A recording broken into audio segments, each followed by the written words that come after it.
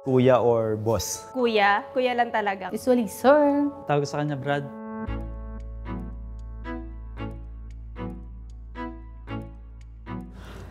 What?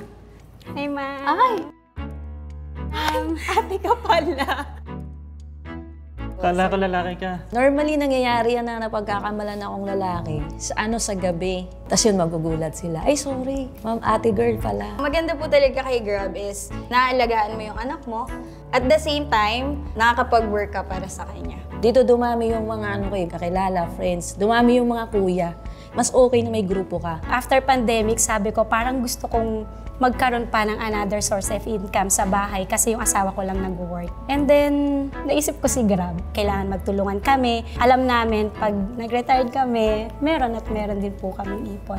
Clear sa anak ko na nagtatrabaho kami para hanggat kaya namin siyang supportahan sa pag-aaral niya. Alam, naiyak ako. Na-amaze talaga sila, lalo na pag first time, hanggang sa pagbaba ng pasahero, nakakatuwa sa pakiramdam.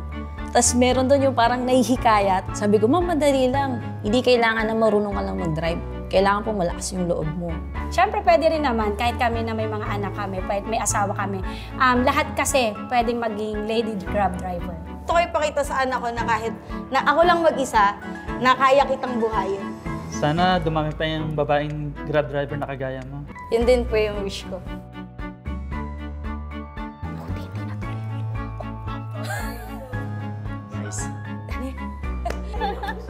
Sa mga kababaihan na gustong mag-lady Grab driver, go! Huwag kayo mag-doubt kung kaya nyo o hindi. Kaya ng lalaki, kaya din natin mga babae.